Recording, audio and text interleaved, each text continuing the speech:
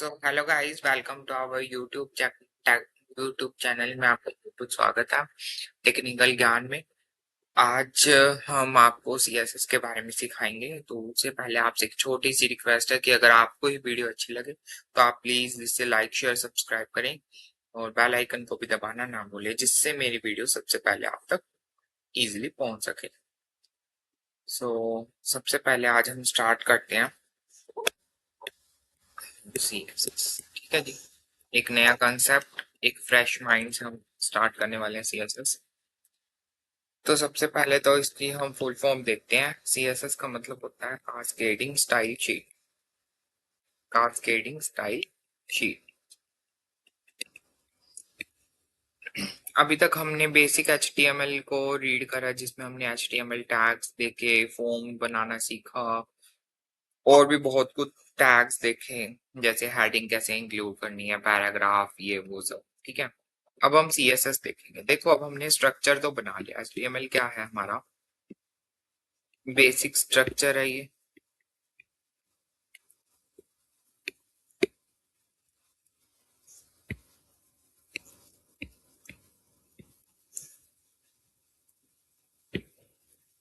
ये basic structure है HTML का।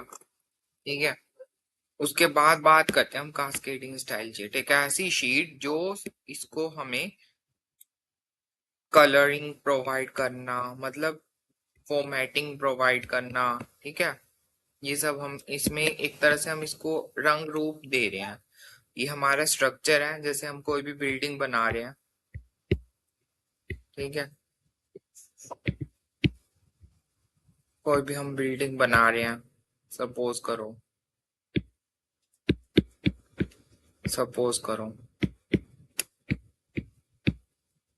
ठीक है, अब हमने बिल्डिंग तो क्रिएट कर दी, बट जब तक हम इस पे कलरिंग नहीं प्रोवाइड करेंगे, इसको रंग रूप सजाएंगे नहीं, जब तक ये घर घर थोड़ी लगेगा। तो कास्केडिंग स्टाइल शीट एक ऐसी शीट होती है जो हम इसमें कलर्स वगैरह, इसको फॉर्मेटिंग कर सकते हैं। So the documents are written in HTML document are formatted and presented by using CSS, cascading style sheet. Okay.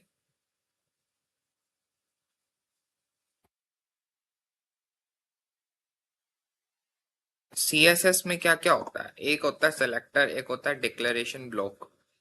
A declaration block consists of property value pairs. कहने का मतलब क्या है वो समझिए आप। एक तरफ होती है हमारे पास प्रॉपर्टीज, ठीक है, और एक तरफ हमारे पास होती है वैल्यूज। किस प्रॉपर्टी की क्या वैल्यू रहेगी, सिंपल सी बात है। तो सबसे पहले जैसे अगर हमने फॉन्ट में स्टाइलिंग प्रोवाइड करनी है, मैं अभी आपको ये सब लाइव भी करके दिखाऊंगा, बट पहले थोड़ा सा बेसिक समझ लेते हैं। फॉन्ट स्टाइल, फॉन्ट में अगर हमने स्टाइलिंग प्रोवाइड करनी है तो देखो, फॉन्ट स्टाइल एक तो होता है नॉर्मल, ये आपको पता होना चाहिए। नॉर्मल इटैलिक होता है, ठीक है, और इनहेरिट होता है, ऑब्लिक होता है। फॉन्ट स्टाइल में बेसिकली हम जो यूज करते हैं वो नॉर्मली यूज करते हैं। अगर हमें फॉन्ट स्टाइल को रखना है तो हम इस तरह से लिख सकते हैं, ये नॉर्मली रहेगा। अगर हमें इटैलिक करना है तो इटैलिक कर सकते हैं, बाकी इनका कोई इफेक्ट नहीं होता। करके देख सकते हैं इनहेरिट और ऑब्लिक भी, कोई प्रॉब्लम नहीं। ये अभी हम फॉन्ट की प्रॉपर्टीज हैं ये सारी, जो अब आपको पता होनी चाहिए। ठीक है, फिर आता है फॉन्ट वेरिएंट। यहाँ पे फिर हम इसको नॉर्मल कर सकते हैं। इनहेरिट होता है इसके अंदर, और स्मॉल कैप्स।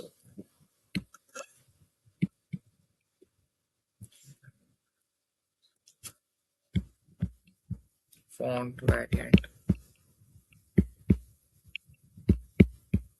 इसमें हम स्मॉल कैप्स, मतलब जैसे कैपिटल लेटर्स में यूज करना है तो ये स्मॉल कैपिटल लेटर्स हो गए। फिर जो सबसे ज्यादा यूज होने वाला है वो होता है फॉन्ट वेट। ये सबसे ज्यादा यूज होता है।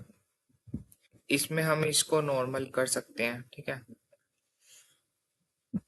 वो बोल्ड कर सकते हैं, बोल्डर कर सकते हैं, ये हो बोल्ड हो जाएगा इससे, ठीक है।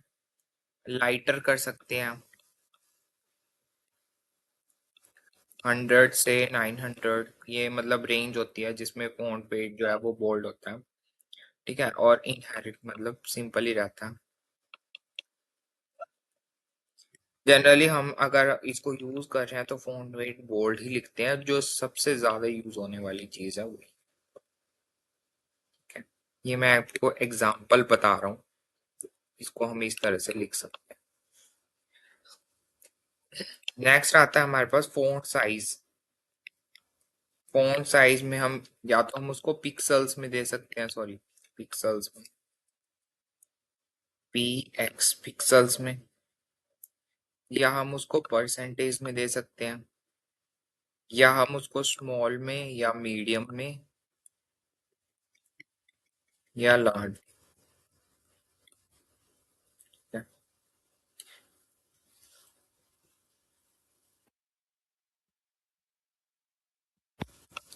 फ़ॉन्ट साइज,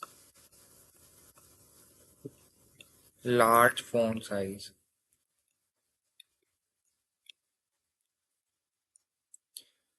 फ़ॉन्ट साइज या तो हम उसको पिक्सल्स में दे सकते हैं, जैसे 5 पिक्सल्स, ठीक है, 10 पिक्सल्स, इस तरह से।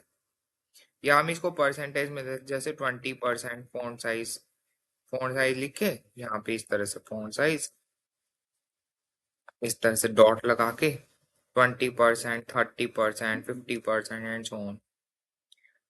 तो ये अपने ऊपर ही होता है। और फिर नेक्स्ट आता है हमारे पास फ़ॉन्ट फैमिली। यहाँ पे हम वर्डाना, बहुत सारी होती है, एरियल होती है, एरियल ब्लैक होती है, वो अपने अकॉर्डिंग आपने पढ़ा ही होगा कि जैसे एरियल होती है, एरियल ब्लैक, माइक्रोसॉफ्ट ऑफिस में भी जैसे हम यूज करते हैं। सो बहुत सारी वेराइटी मैं दिखा दूंगा आपको। अभी चलते हैं, हम एक बार इसको करते हैं फोन फैमिली वर्डाना, जो इसको एग्जाम्पल है, ये लिखने का तरीका है, इसको इस तरह से लिखते हैं हम। क्लियर है। अभी हम टेक्स्ट का भी देख लेते हैं, और उसके बाद फिर हम चलते हैं, ठीक है।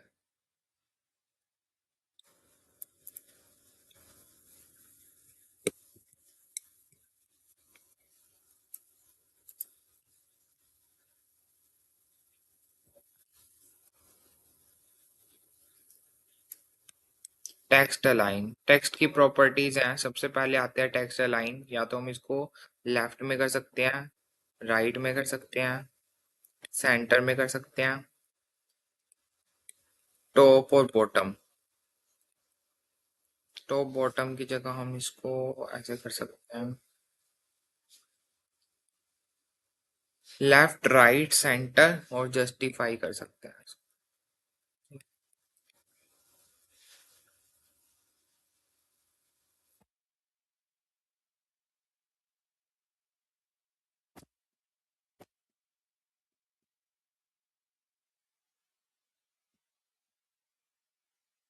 लेटर स्पेसिंग में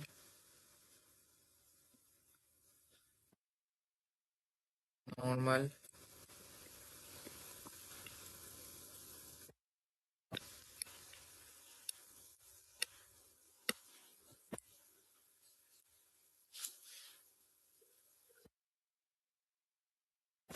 नॉर्मल लेंथ परसेंटेज। तो आप ये सब देखिए कि किस तरह से हम इसका यूज कर रहे हैं, और बहुत अच्छा इफेक्ट भी पड़ता है इसका,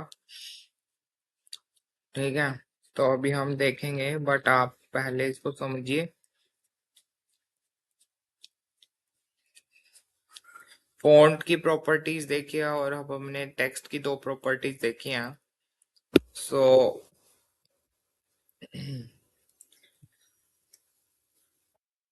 सो नेक्स्ट पहला हम समझ गया टेक्स्ट अलाइन, सेकंड आता है हमारा लेटर स्पेसिंग, तीसरा आता है टेक्स्ट आउटलाइन की, टेक्स्ट की अगर हमें आउटलाइन करनी है, तो ये सारी चीजें आपको पता होनी चाहिए, जिसमें नन, लेंथ और कलर। ठीक है, वर्ड रैप, नॉर्मल,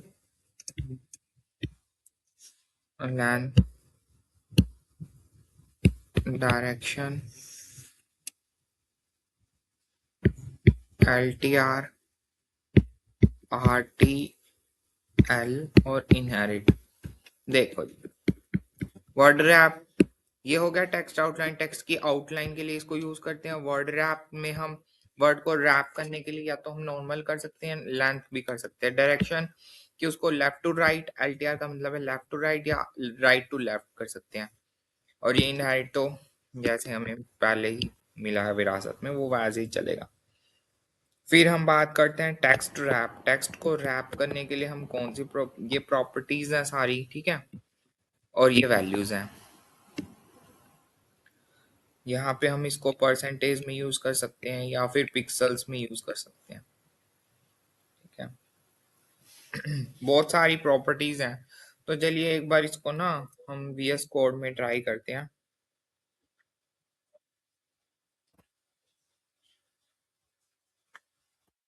ठीक है,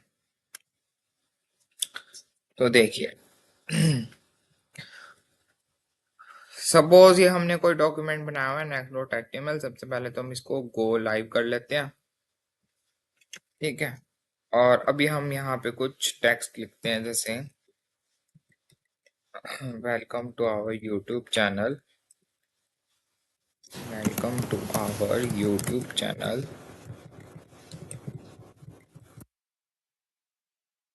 टेक्निकल ज्ञान में आपका बहुत बहुत स्वागत है।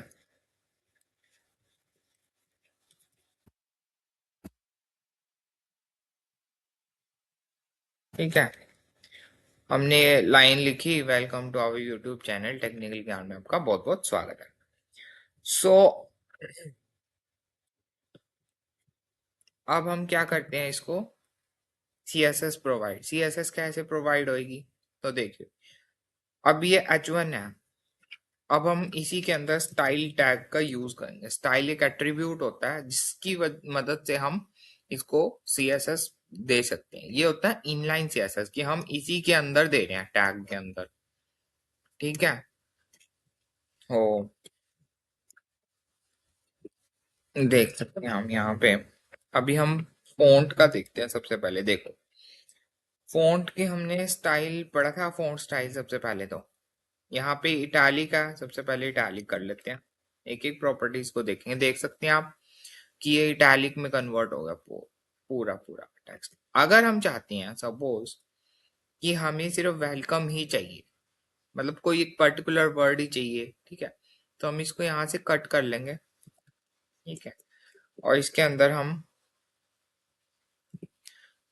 इसको स्पैन टैग में, क्योंकि स्पैन एक ऐसा टैग है जो जिसमें इजीली अप्लाई हो जाता है ये, क्योंकि हमें यहाँ यही वर्ड चाहिए तो हम इसको कट करके इसके अंदर डाल देंगे।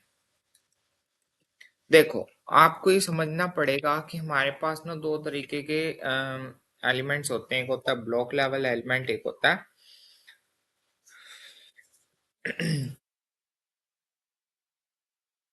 मतलब एक होता है नेक्स्ट लाइन से जो शुरू हो, वो उसको बोलते हैं ब्लॉक लेवल एलिमेंट। ये होता है इनलाइन एलिमेंट जो मतलब इसी लाइन में ही आगे प्रोसीड होगा। अब जैसे मैंने स्पैन डाला और वेलकम लिखा, तो सिर्फ वेलकम ही यहाँ पे हो गया ना इटैलिक, बाकी तो सब चीज ऐसी रही। तो ये इसका इफेक्ट है। ठीक है, समझ में आ रहा है आपको सारी चीजें। सो यहाँ पे हम देख सकते हैं कि फ़ॉन्ट में यहाँ पे फ़ॉन्ट स्टाइल हो गया। सेकंड आता है हमारे पास फ़ॉन्ट वेरिएंट, जो अभी हमने सीखा था। अब हम उसे यूज़ करते हैं, फ़ॉन्ट वेरिएंट। अब देखो इसमें नॉर्मल है, मतलब बहुत सारी इसमें ऑप्शंस होते हैं VS कोड में, आप ट्राई करिए। तो देखो अब हमने इसको स्मॉल कैप्स में, तो ये किस तरह से दिख रहा है, मतलब उसका चेंज हो गया ना सब कुछ लिखने का तरीका। सेकंड फिर थर्ड आता है हमारे पास फॉन्ट वेट, और इसमें हम बोल्ड कर सकते हैं, और देख सकते हैं आप ये बोल्ड हो चुका है। इसको और थोड़ा सा करना है तो बोल्डर कर सकते हैं,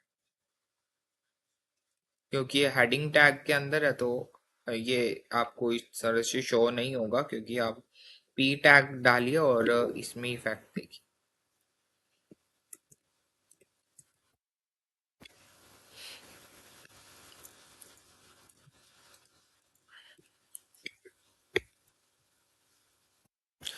पी टैग में सबसे पहले आपने ये लिखा, सपोज करो, ठीक है, सेव करा, तो ये इस तरह से दिखेगा। बट जैसे ही आप इसमें स्टाइलिंग अप्लाई करेंगे, फॉन्ट वेट बोल्ड बोल्डर, तो ये बोल्ड होना शुरू हो चुका है, ठीक है, क्लियर हो रही है सारी चीजें आपको। उसके बाद आता है फॉन्ट साइज।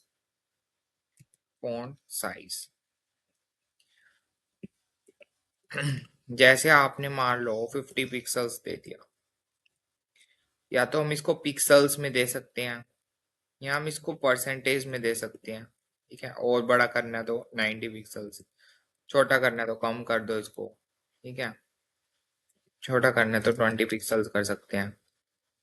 सो डिपेंड करता है ये किस तरह से हम इसको यूज कर रहे हैं। जैसे 20% हो गया, क्लियर है, तो डिपेंड करता है ये किस तरह से हम इसको यूज कर रहे हैं। उसके बाद बात करते हैं हम फॉन्ट फैमिली की। अब हम इसको H1 में ही कन्वर्ट कर देते हैं।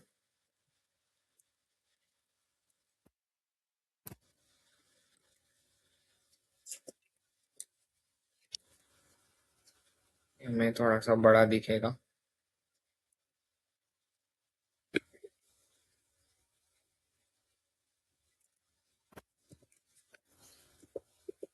समझ में आ रही है चीजें आपको? अगर फिर भी कोई डाउट है, कोई आपको चीज नहीं समझ में आई, तो प्लीज कमेंट कीजिए, मैं आपकी पूरी हेल्प करूंगा इसको सॉर्ट आउट करने की। और प्लीज इस वीडियो को लाइक शेयर सब्सक्राइब करें, ताकि औरों का भी भला हो सके, ठीक है।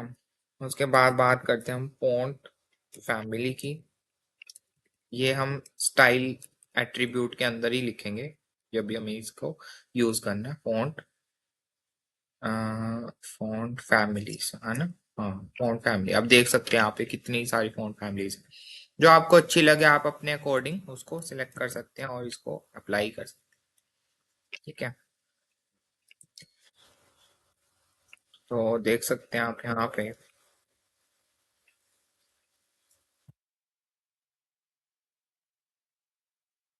जैसे ये है टाइम्स न्यू रोमन है, तो हम इसको टाइम्स न्यू रोमन के अकॉर्डिंग को सेटअप कर सकते हैं। तो उम्मीद कर रहा हूँ कि आपको ये चीजें क्लियर हो रही होंगी, ठीक है ना। बहुत इजी है, आप खुद भी ट्राई कर सकते हैं। अभी एक तो तरीका ये है कि हम यहाँ पे इस तरह से स्टाइल के अंदर ही, मतलब टैग के अंदर हम इसको स्टाइलिंग प्रोवाइड करें। दूसरा तरीका क्या है कि हम यहाँ पे क्लासेस और आईडीज का कंसेप्ट आ जाता है। यहाँ पे हम इसको क्लास प्रोवाइड कर देते हैं, ठीक है। जैसे आप कुछ भी क्लास रख लो, एबीसी रख लो, सपोज, सेव करा। अब यहाँ पे ना हेड टाइटल के बाद स्टाइल टैग यूज होगा। ध्यान से समझना है, कुछ चीजें हैं जो आपको थोड़ा सा ना देखनी होगी। मैंने कहा यहाँ पे हमने H1 class equal to ABC लिखा। एक तरीका तो ये है कि हम H1 टैग यूज कर रहे हैं, इसी के अंदर हम स्टाइल डाल रहे हैं कि फॉन्ट साइज हमारे पास 20 पिक्सल्स होना चाहिए, ठीक है, ठीक है। एक तरीका तो ये है CSS यूज करने का। दूसरा तरीका ये है कि हम यहाँ पे स्टाइलिंग एट्रीब्यूट को यूज करके यूज कर सकते हैं। ये हमारा टैग यूज हो रहा है यहाँ पे एज अ टैग, हेड के अंदर स्टाइल टैग यूज करें। देखते हैं इसको कैसे कर सकते हैं।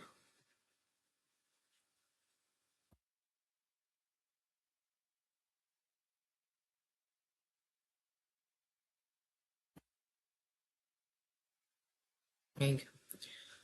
तो देखो अब हमने क्लास लिया, अब हम क्लास एबीसी तो कैसे करेंगे, डॉट लगाएंगे। जब भी हम क्लासेस को यूज करते हैं ना तो डॉट से यूज करते हैं, और आईडीज को हम हमेशा हैश टैग से यूज करते हैं। तो कैसे यूज होएगा, सपोज करो मैंने इसमें फॉन्ट साइज करना है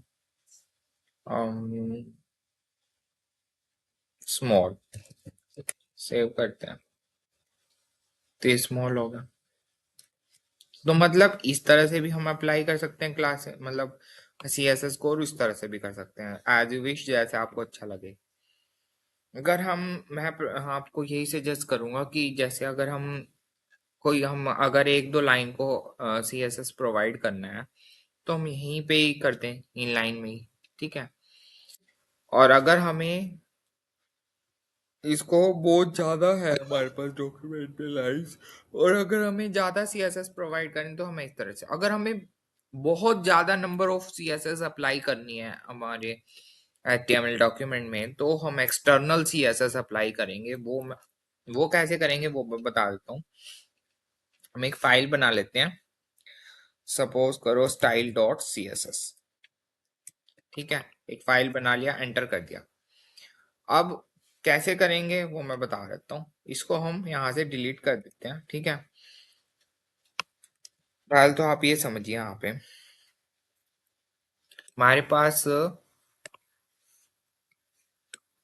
इनलाइन सीएसएस होगी